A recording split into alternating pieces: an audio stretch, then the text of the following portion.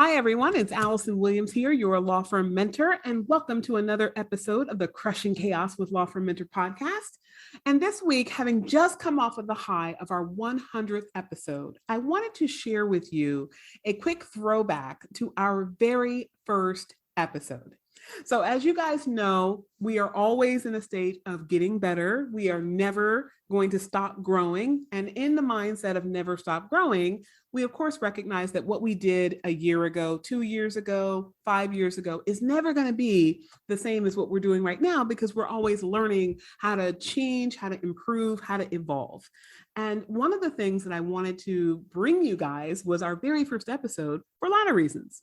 First, we have a lot of followers that have picked up the podcast over the recent months, the recent weeks. And so a lot of you may not have had an opportunity yet to go back to some of the older episodes, but I want you to recognize that we have always been committed to bringing you top quality content that you can use, information strategies that you can use in your law firm right now to grow from a solopreneur who's just starting out and or has been alone for some period of time into a company that ultimately can run without you. And so to that end, one of my very favorite episodes is our very first episode. And I was so nervous about launching the podcast that I just dove right in. I didn't even do the introductory episode that says who I am and why you should listen to me. So I'm sure that you guys have picked that up by now. If you've been listening to the podcast for any length of time, you've probably been to our website. You probably have downloaded some of our resources. You probably follow me on social media and those other places where you can get a lot of that information that I share. But my very first episode was really a raw, uncut version of me unfiltered with one of my favorite people in the world who owns Blue Shark Digital, which is a marketing company specific to lawyers created by a very successful lawyer. So Seth Price and I actually share a lot in common in that we are both lawyers that mastered lawyering, started a law firm, and then ultimately were able to scale our law firms in such a way that we were able to step away from the day-to-day of running a law firm to create a business that is also our passion. And so he created a digital marketing company for lawyers. As you guys know, I created Law Firm Mentor, which coaches lawyers, solo and small law firm owners in particular, on how to create sustainable, growing, highly profitable businesses that run without them. And so we share the love of serving the legal community in a space outside of just our law firms. And so with that, I invited Seth on to be my very first guest, in part because it would take a little bit of the anxiety out of it to have a friend and a friendly face to look at as I was recording. And I also knew that he would give top quality information, not only because his marketing company services my law firm, but in particular because the information that I find he shares is easily digestible. It's something that you can use even before you hire your own digital marketing company, if your budget is not yet at that place where you're ready to hire one.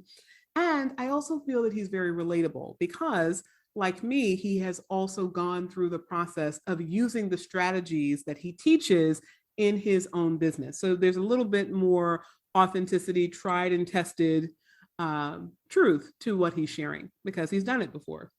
So with that, I want to share with you guys our very first episode. And I want you to note there's a big difference in sound quality and there's a difference in my style of interviewing. And at some point in time, my bird Versace decides to make an appearance and start talking during our podcast. And I had not yet developed the intelligence to say, okay, Versace and my other bird Maximilian, you guys have to sit somewhere else when mom is recording. So with that, I bring you our very first episode with Seth Price of Blue Shark Digital. It is referred to as SEO, branding, and law firm intake toolkit. All right, enjoy.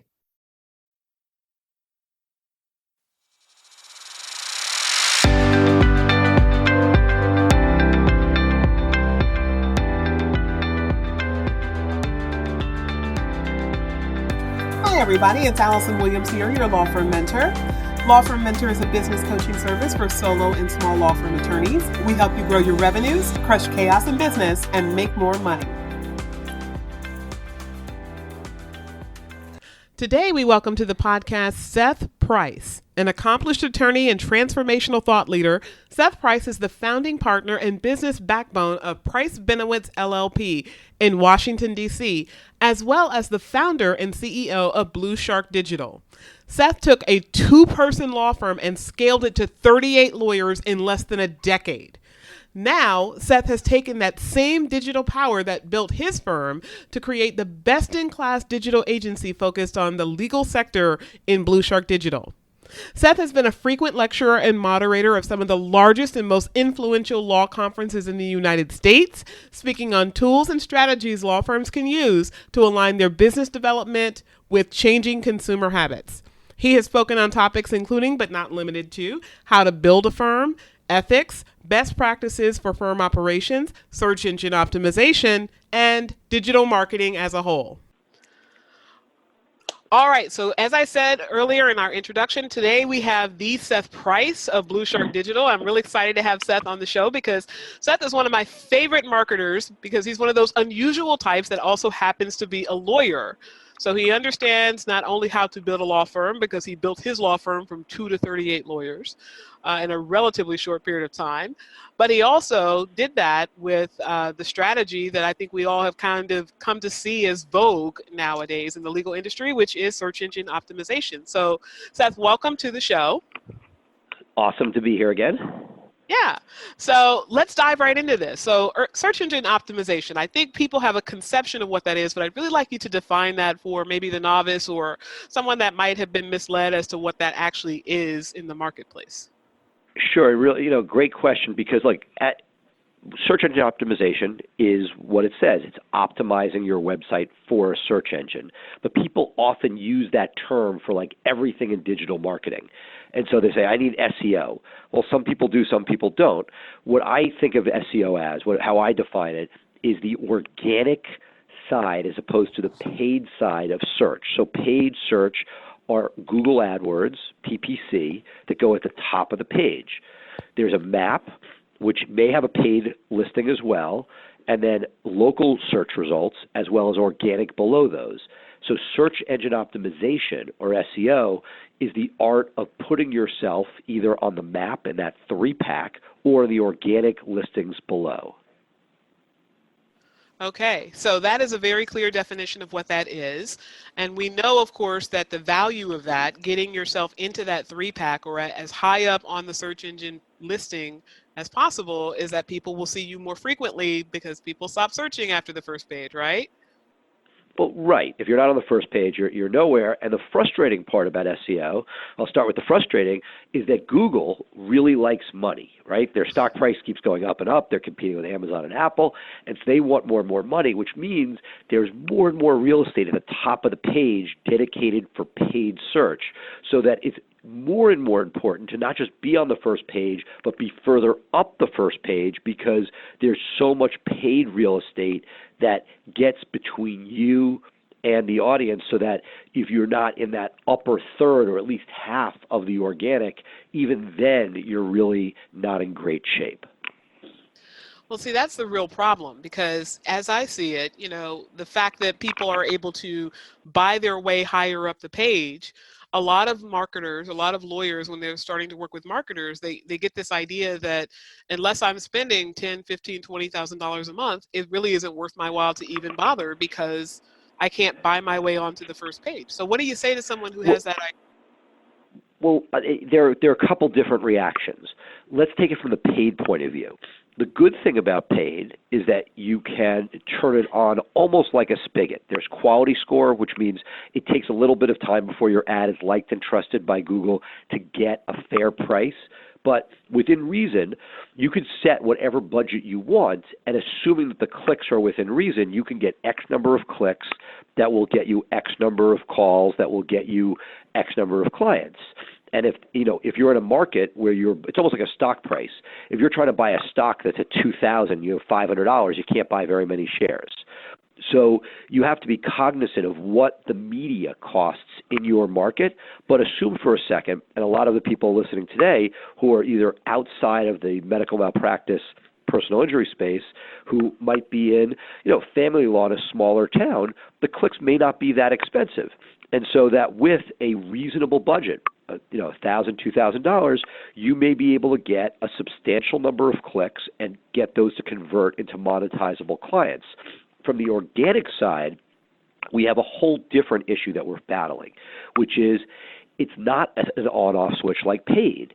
And so this is where it's really frustrating. And I don't have there aren't magical answers, because if you're a small person with a modest budget, until you are seen by Google on that first page, you're organically, you being on the second, third, or fourth page, you keep investing money in it, and until it pops, until you're in play, you may really not get much return on investment at all. And so the question I always talk to people about is, do you have the economic wherewithal to get yourself, to have the patience to take the time, assuming that you're with a legitimate vendor that knows what they're doing, that has a process to follow, that you need to have the budget to get there. Just like if you're in a contingency practice, you don't get money day one. You have to get a case in, you have to work it up, you have to negotiate a settlement. It doesn't settle, you got to go to trial. So they're all different things. It could be anywhere from 6 months to 2 years before you get paid on a contingency matter. It's kind of similar with SEO in that you make these investments, you put the money in, but you have to wait until that hard work pays off and that Google sees it as authoritative to be seen and clicked upon enough in order to justify that expense. And there's risk, because if you're with somebody who knows what they're doing and you trust the process, it should work. The problem is not everybody out there, as you know, you probably get dozens of emails a day from some pretty nefarious people about what to do. And if you bet on the wrong person, you can keep investing on that month after month and nothing will happen. But assuming that you're doing the basic fundamentals, which you and I have talked about in the past, content and links, and you're doing the things that Google wants you to do, over time, assuming that you're in a reasonably competitive market and not one that's like so competitive it's going to take years to crack, that you should be able to see a return on investment over time. The question is, have you bankrolled yourself well enough to get to that point? Wow. So there's a lot there. And you mentioned two of my favorite components of SEO, of course, content and links. But content is probably one of the most frustrating aspects for a non-marketer to understand, because when I hear content, I think, okay, I got to throw out a couple of blog posts, and as long as I'm constantly updating my website with blog posting, I should be good to go. But now I've started to hear that Google is much more in favor of the longer form, more scholarly type of content, as opposed to just your basic daily data dump. Is that accurate? And if so, how does one respond to that when they're trying to create a content strategy? Well, that great question, a lot packed in there. So Google is looking for authority, and there are a lot of ways to create authority. One is what you're talking about, which is a longer form piece of content that makes you, if you are the New Jersey family law lawyer and you want to be if you want to be thought of as the expert in this county, yeah, there should be a landing page that is, 1,000, 2,000, 3,000 words that shows you are authoritative in that spot. Obviously, you can't do that long of a page for every single topic, but for the ones that matter to you, where you want to say, hey, I'm different than everybody else, you want to set yourself apart. But you went down a road, which is something that I've lived with, because I've been through, there have been a lot of different iterations of search engine optimization. And one of the things that people love to sell and talk about a lot is blogging. And there's absolutely nothing wrong with it. For those in the New York metro area, there's an employment defense lawyer named Dan Schwartz. And he's a guy who was a couple of years behind me in college. Now, this is a B2B practice, so these are businesses who need an employment lawyer, almost impossible to do digital marketing for. And he wrote a blog, the Connecticut Employment Lawyer blog, and he writes beautifully. He combines sports, pop culture, family, and law, and has created a juggernaut of a blog. And you know what? He built a career with that, and it is awesome. That said, if you are sitting there in your office and you write a blog, but next week your assistant's writing a blog about a dangerous intersection, or the week after that somebody's outsourced a blog on some random topic, that's not going to build any authority. It's a hodgepodge of content. And so what we have done, with sort of my philosophy from both Price Benowitz and now Blue Shark, is I want to demonstrate authority. And the way that we demonstrate authority is through content, so that rather than random blog posts, and not that blogs can't, if done thoughtfully and right, have an incredibly powerful effect, but to scale it, what I have seen is what I would call evergreen content for things that people are searching are generally the best scalable method for somebody. So if you start writing about the topic you want to be found for and in the geographies you want to be found for, that information, every time somebody lands on that page and clicks on it, that's in lieu of a paid link, a paid click. So for me, I want to put my first efforts, my first dollars of resources towards building out the content that is most monetizable so that when a user gets there, it's somebody who's looking for you. Now, you can't just do that. You then want to say, hey, everybody has a New Jersey family law page, but how many sub-pages do you have supporting that? So Google says, oh, there's a person, they have one page on New Jersey family law, but look, this person has an entire library of information under that, and here they are for X county. And under that county, they have a ton of information that is county-specific. And within the county, there are X number of sub-jurisdictions, and you have information about those. And as you build that out, you're doing two things. One, you're defining yourself as the authority in New Jersey as at the top of that entire pyramid, or the top of whatever county you decided to focus on. And then secondarily, you have all that internal content, which it may be there's a municipality. I'll just use this because my law partner is from there, Leonia. You know, people may not be searching for a family law lawyer in Leonia very much, and there may not be anybody in that little town that actually practices, may or may not. But if you have a page on it, it does two things. One, if somebody's searching for that, you'll be there. But secondarily, it will then support the fact that you have more rich information supporting the more general topic of, for example, New Jersey family law than anybody else. And so what I like to do is build out in that scalable fashion. That is not to say that blogging shouldn't be done, but this is what I tell people. First, make sure you like to write, because if you don't like to write, it's not going to happen. You're going to have one blog, and a year from now, it's going to be an empty blog, and that's not a good user experience. And secondarily, you want to make sure that the quality is good and that it's thoughtful rather than just an obligation. And I think what happened, and this is true for much in SEO, there are a lot of things that SEOs do, and that when done in moderation, they're really powerful. I'll give you an example. If somebody said to you, hey, you're an authority on certain aspects of family law, we want you to write a blog post on our website, and we'll link back to you. Now, that is something that if done, let's say on a very esteemed colleague's website or a university website, that's really valuable. What happened was SEOs of dubious distinction would go and spam that, and guest blogs became so bad that Google was like, hey, you can't do that.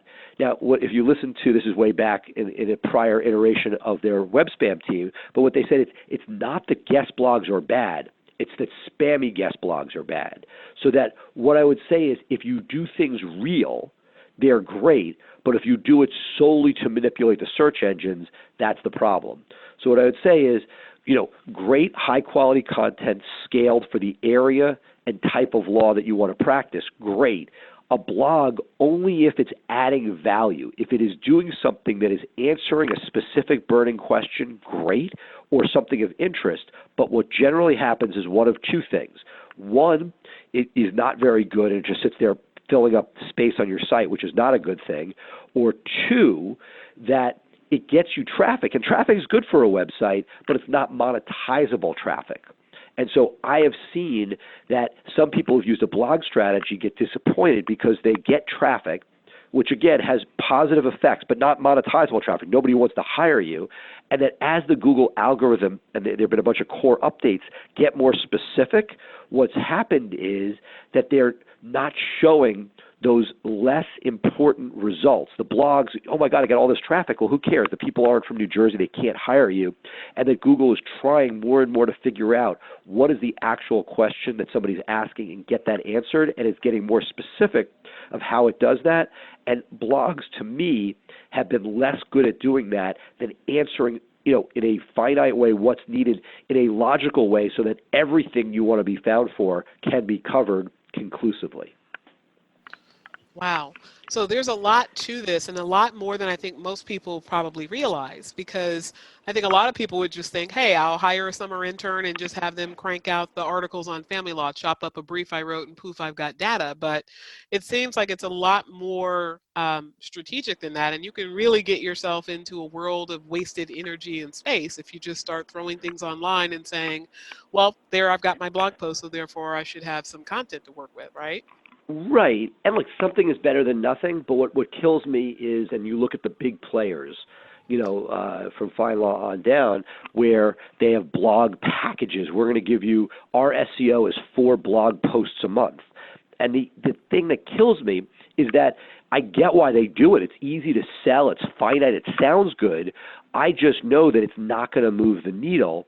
And there's an entire world. This is the frustrating part. To do this right takes money, and Google has restricted most of the shortcuts that make it cheap and easy to do this, so that what you're left with are things that sound good, but it's not, from my experience, it's not going to get people what they want, which is the desirous traffic for cases that they're looking for that, we go through for my own sites and for sites of clients who come to Blue Shark. We very often have to purge years of what I call regurgitated news blogs, because what were those blogs you were buying? Or, and I did this for years. You would get yourself content, whether done in-house or out-of-house, that was essentially somebody regurgitating a news story, almost like an AP writer at a local paper. And not necessarily particularly well, but that's easy to do. When you say to somebody, hey, I need to create content, you have the intern you talked about. Yes, they can crib off a brief, but that's not particularly interesting. It's a lot more sexy to talk about the high-profile divorce case from the neighboring county. And while that's interesting, and if you time it right, you may get traffic, it really isn't going to be the long-term success for most people. Yeah. So you mentioned earlier, FindLaw, and I won't go into FindLaw in particular, but there are a lot of companies out there, we all have heard of them, where you start getting tens of cookies in the mail, or you start getting 5,000 emails a week. Oh, we can get you to the first page of Google, and that's kind of the pitch. And the next thing you know, somebody without much knowledge of SEO or how to hire a marketing company will listen to a pitch, get a really snazzy, great salesperson on the phone, and buy in, and like you said, be pouring and pouring and pouring money with no results for an extended period of time. So if somebody were to ask you, how do I choose, of the gluttonous number of SEO companies out there, how do I choose one and have faith in what they're telling me other than just keeping my fingers crossed and hoping for the best if I've never done it before? Well, great question. I think it's like anything else. Buyer beware. You check references. You look at what people have done for other people. That's the number one, and there's no guarantee then. You have to, I think, 2 things. One, make sure that you at least have people that have been able to succeed, not anecdotally once, but multiple times, A. But B, I genuinely believe that what we do in SEO is complicated enough that it is not set it and forget it. It's not write a check and I'm going to be good. It is putting your authority online. And the only way to do that is collaboratively, because somebody can simulate your authenticity, but there's nothing better than you. I mean, look, I'm a huge fan of yours. You've done stuff differently than most people. You've put stuff out there. It makes sense. It's fundamentals. And one of the things that I've noticed is by having a great team around you, by having a rock star marketing person, it allows you not to have to do all of that. And frankly, if somebody doesn't have that person, if they haven't gotten to that point in their career where they have that, it's like many things in life. You may not want to talk to your accountant, but you better have a conversation with them for tax planning purposes, or you're going to be doing a lot more work and paying Uncle Sam a lot more money. So I think just like everything that you do in life, you have to become a mini expert. You don't have to be a real expert, but a mini expert to the point where, hey, Allison knows that content and links are key. If you get an article in the paper somewhere, you know that you and or your SEO team is going to have to go and pound on the door and get a link from that to make sure you get full value.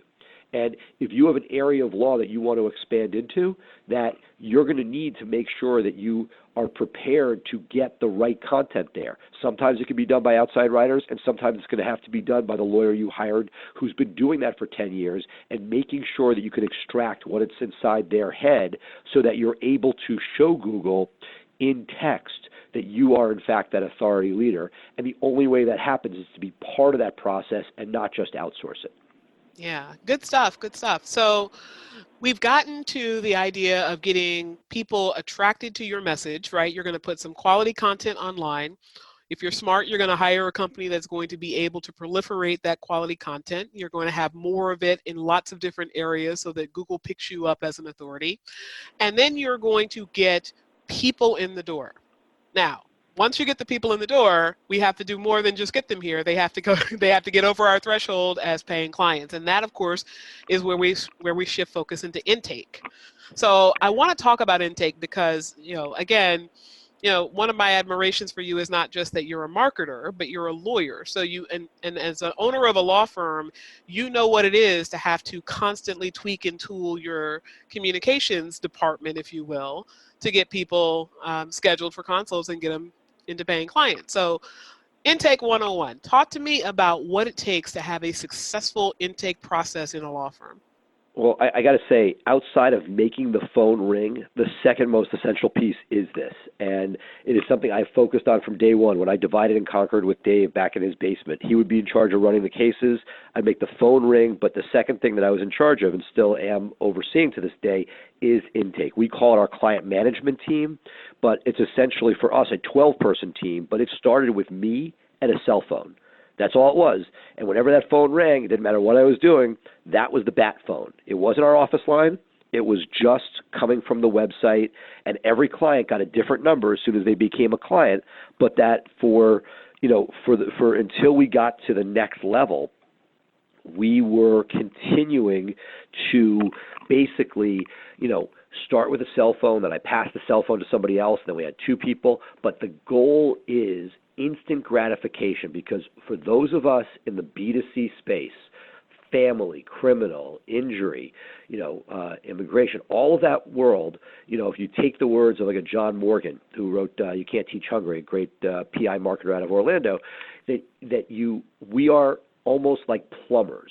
And there's a plumbing emergency, the hot water heater in the house explodes, people need help, and the first person they find who can sort of talk them off the ledge and give them the advice that they need and show that their problem will be solved, that's what gets it done. And to this day, that's how I look at it. So I would be lying if I said this is easy. It is extremely difficult to do. It's even harder to scale. There are no easy solutions or silver bullets, but it is so essential because, if you want to grow beyond yourself, the only way to do that is to make sure that the people answering the phones are able to do so in a way that presents a articulate, message that resonates with the caller, that demonstrates why you are the best resource for them. And there are different schools of thought. I know that there's a world out there that you had worked with where some people say, hey, everything should be signed without an attorney before it gets to the attorney. I've taken the philosophy that I have a team that goes through and vets and pre-sells, but lets the attorney do the actual close. I don't think there's a magic or silver bullet of which way it is. It's have a methodology and continue to work on it, because the ultimate issue with it is it's not an academic exercise, but that it's relying upon human beings to do this. And human beings have good days, bad days. They're focused, they're not focused. And very often, these are not the highest paid people in your firm. And making sure, just like the marketing team is not ignored and you don't pay an SEO fee for 12 months to say, hey, what did I get? It's no different here. If you turn around for 3 months and look at your intake team without any supervision of meaningfulness, then you're going to have an ugly surprise. And I can speak for experience. I've been at points in my growth where I had maybe 8 people, and I thought we were rocking. And I was listening to the phone calls from one end, and they all sounded awesome. And we started, as a lot of the best practice people, Gary Falkowitz and others, got to listen to the recordings, make sure you're in a state that allows it, if not put the whisper on, letting people know it's being recorded. So we finally started doing that. And it turned out a woman who started great was having personal issues, and she was it sounded good on our end, but she was basically humming people with really serious cases. And it's heartbreaking. We had to make a move. So what I would say is it's continuing to monitor. It's putting a system in place, monitoring it, and continuing to evolve it. And that every time you think you've turned a corner, you'll find new challenges. But if it was easy, everybody would be doing it. And that's the differentiator. Can you scale? The only way to scale is to continuously work on that intake nexus between the needs of the client and the legal representation. So I think you put a lot there, a lot of great nuggets there. So the one thing I definitely echo your sentiments on is the idea that it's definitely not a set it and forget it. In my office, we do spot coaching on intake every single week. Every single week. We don't ever lay off the intake, because there are trends in what people will hear on the phones. And if you don't talk to your intake people about what they're hearing on the phones and how they're responding to it, it's a very, very small, subtle nuance that can shift their conversation into something that goes from somebody who wants to sell, somebody who wants to pay to come in, versus somebody who's just not interested. And so there is a process for getting them in the door. But when you are talking about, getting those people trained up, getting them on the phones, getting them talking to people, what are some of the things that you think a lawyer should be listening out for, whether they're on-site listening because they're hearing the one end of the conversation, or it's a recording, it's a two-party state where they can record and they have the recordings? What should they be listening out for with their intake person to make sure that that conversation is going the way that the law firm needs it to in order to get people in? Let me take one step back from that, because that question presupposes you have the right team on the bus. And who are you bringing into that team? So yes, we can talk about quality in 1 second, but I'd like to take a second to say, hey, I think the people you hire, you have a threshold decision. Like there's a threshold in difference in practice. Those practices that are contingency-based, where the money is being paid by somebody else, that the person that you need may have a slightly different skill set than the person in a revenue-based practice like family or criminal, where you need to see whether or not somebody can afford your services.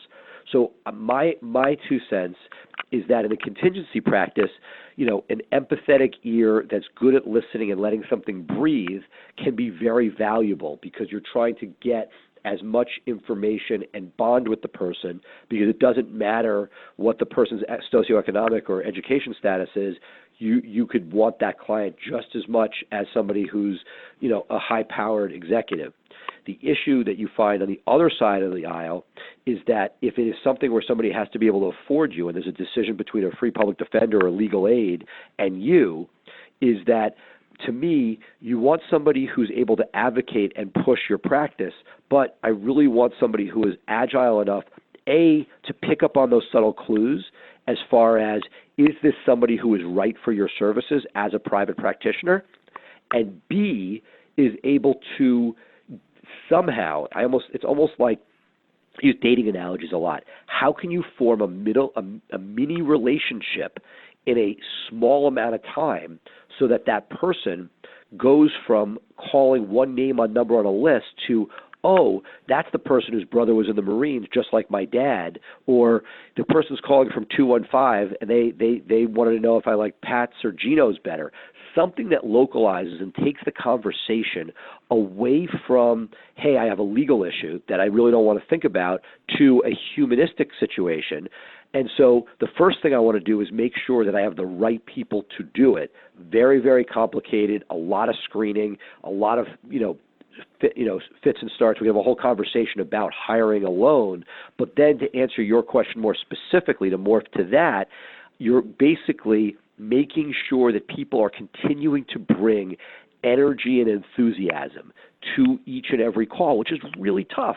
The phone keeps ringing. It's like the ocean. And so that person has to continue time after time to bring their A game to every call, even though they may have just gotten a call from their kid at home who's giving them a runaround, or they may have gotten something that didn't feel so great at lunch and their stomach's not great. You want to make sure that each time somebody calls, they're getting the best possible up message that represents your firm in the best way.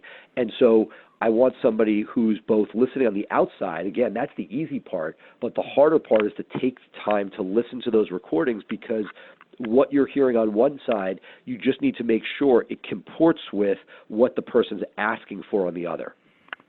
Oh God. So there's a lot of value in paying attention, but I think you hit the nail on the head when you said getting the right person on the bus is really the important thing, because not everybody is built for staying on the phones and just answering calls all day.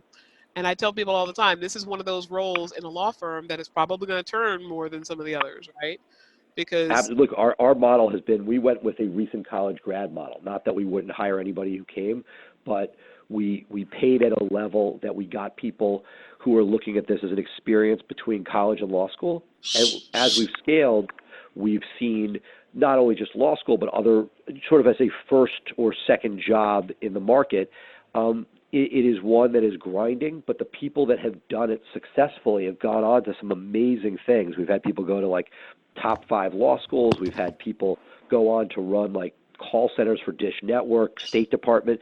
People have done really great stuff, and they come back afterwards. And it's like most things in life. You get out of it what you put into it. But, the ops desk at the State Department is sort of the CMT. It's the intake center where if the Secretary of State needs to speak to a world leader, they call through that desk to be connected. It's also the place where if somebody was robbed at gunpoint and lost their passport and the embassy's closed, all those crisis calls come to one place. And the people that have done this job and gone off to those places, they've ended up being, wow, we're giving great real life training. So what I try to do is find people, which is not easy, who are looking for those life experiences and building blocks, because the way we've built it, it is so intense, and particularly having a criminal practice, some of these calls are so emotive, and not that they wouldn't be with family or with injury, that the burnout factor is rather high, and I'd rather have people do it successfully for X period of time than drag it for too long. And so we've sort of built it understanding and with recruiting and training as part of that process, because the A players are not going to stay for life. They're going on to do other things with life. That said, there are people who say, you know what, I'll have people go at 80% speed and I'll keep them for longer, and I'm sure that works. We've grown, and our growing pains have been high enough that we haven't had that luxury, and that we've sort of had people work at full capacity until they're like, it's time for the next stage of their life. And that's just the model we've chosen. Yeah, well, I think there's a lot of wisdom to accepting in our profession that people do turn. And, while no one wants to create a revolving door in their law firm, the reality is if your law firm is not shifting in energy with new people and new blood and new ideas, you're going to stagnate in the market. Ultimately, you're going to stand still. Right. And, and this particular job, it's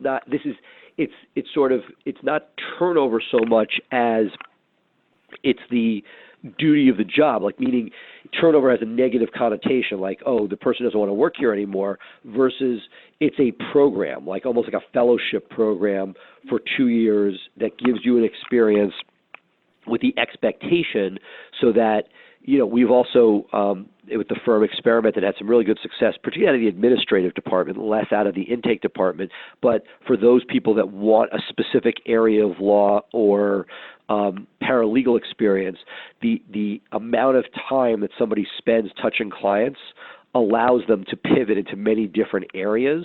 And so that is always an option.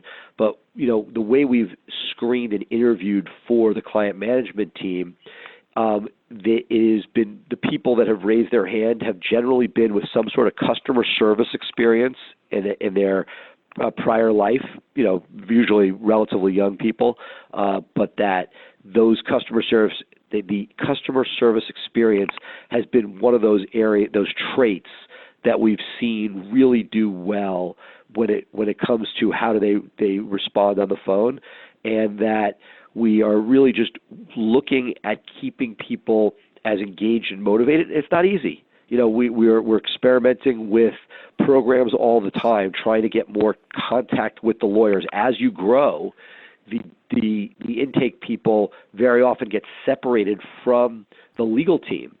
And that if you want people to have not just a JOB, but some sort of connection to what is bigger, you're going out there and putting people's lives back together at their worst times, Allison. If you're able to work with the people that are there and give them a taste of the professional work that you do as a possibility, so they know, you know what, I want to be a family law lawyer and I'm going to go to law school, or you know what, God bless her, I could never do that. I don't want to do that with my life. And they figure out what they don't want to do. That's really valuable as well. And I've seen both. And the longer I've done it, that I think that very often figuring out what you don't want to do can be almost more valuable than figuring out what you want to do. Yeah. Well, it's interesting. You actually have a conceptual mind frame around what type of person you think is ideal for this role and who you want to bring in. And I'll tell you, even though I certainly never set out for this, the last 3 intake people I've had have been family law wannabes, family law attorney wannabes. So but what's better? Because what's better? That to me is like, because except sadly we don't have non-competes in our industry, but like you may have your competition being home baked. But I say that flippantly. But look, there's nothing better. If they're into it and that's there and there's a love of the substance, that's the home run. So when we get people that want to be criminal attorneys and they're doing this, it is just awesome. And those are the people that stay in touch afterwards and are great alumni, and there's nothing better than that. That said, there are times when you need somebody and you just don't have that, and you want to scale beyond a point where you can find qualified people that want to be those family law people, and that's the challenge. For me has been, how do I scale beyond? There was a big difference from the 1 to 3 world, and when we started scaling from 4 up, and that's where you don't always get everybody who's as committed or drinking the Kool-Aid. And then it's how do your managers continue to motivate and keep people excited about what they're doing day to day, because they can't all be the people who are saying, hey, I want to be Alice when I grow up. Some of these people may be, I need a JOB.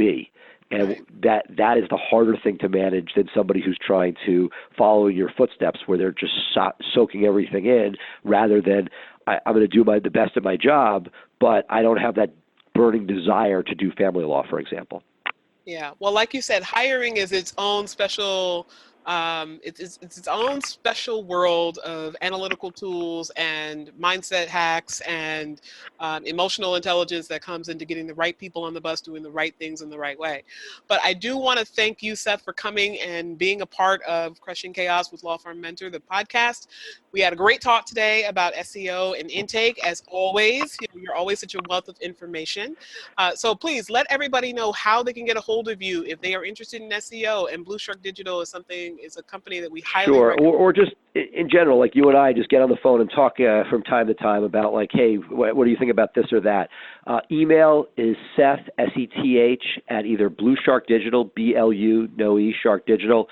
Seth at pricebenowitz.com also gets me as well. And I'll leave my personal cell phone out to your peeps. A lot of them are longtime friends from different parts of the world, a lot of worlds colliding. But 347-661-9999.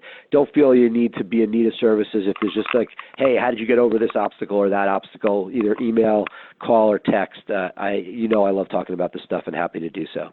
Yeah, I know you do. And everybody, if you happen to miss any of that, they will be in the show notes. So you will be able to get Seth's personal cell, his email, and his internet address. So again, thank you so much for being on the show today, Seth. Have a wonderful day. Thanks so much.